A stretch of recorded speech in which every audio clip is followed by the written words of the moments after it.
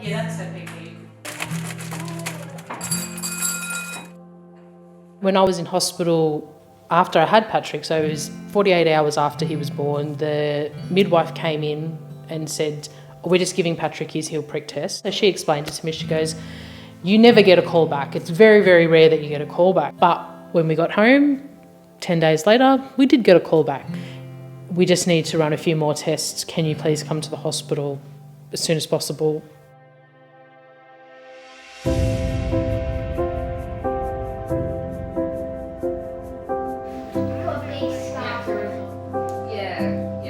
We had a paediatrician here in Geelong who'd been Josh's paediatrician since we'd moved down from Sydney.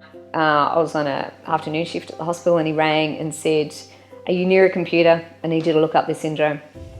And he said it was Pitt-Hopkins syndrome. And I read the paper that he'd referred me to, and it was like reading a paper written about Josh. It was extraordinary.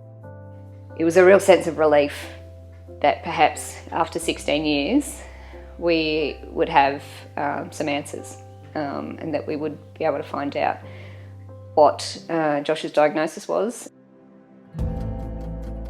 I went to see a nephrologist. They'd identified that, yes, my kidneys were slowly failing, and they were going to try and figure out what the cause was and get me prepared for the potential ultimate eventuation of a transplant. And that's when he applied for the genetic testing. And I finally got it done, and that's when I found out that, yeah, I had primary hyperoxaluria.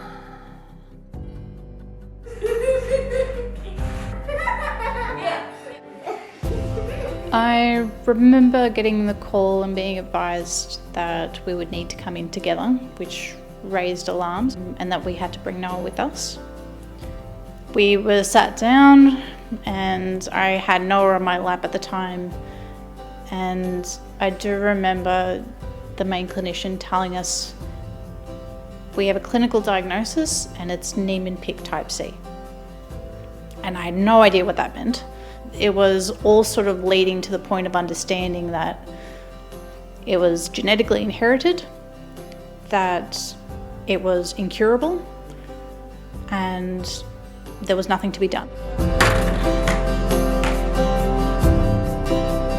The way the physicians described PKU to us was a whole lot of big words that I can't pronounce. They did draw some pretty significant diagrams on the whiteboard in front of us. And they pretty much said that his body doesn't tolerate protein. The one thing that sticks with me when Patrick was diagnosed was, if you don't treat this, he will be brain damaged.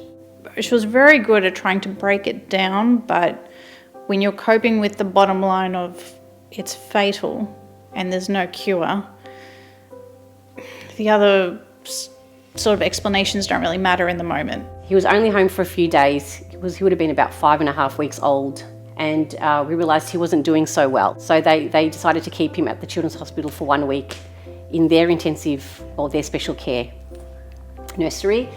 And that's when we came across our diagnosis by accident. One night, I remember it was probably around about 7 p.m.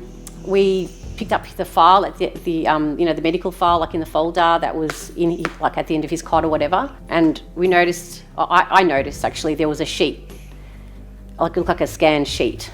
And then I started to read it. So that was how we found out that Yusuf had Pitt-Hopkins syndrome.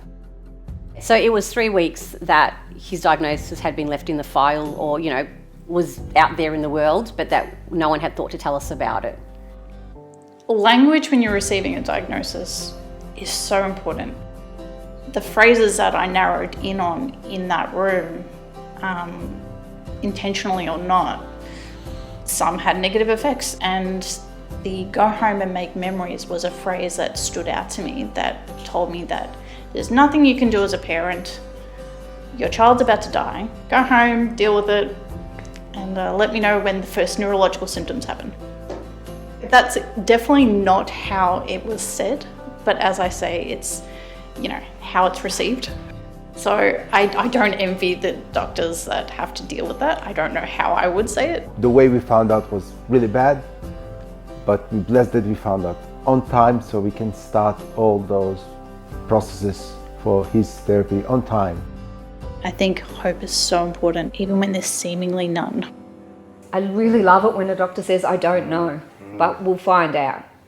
And not that it'll be okay, because maybe sometimes it's not okay, but to say, you're not alone, and whatever it is, we're going to support you through this.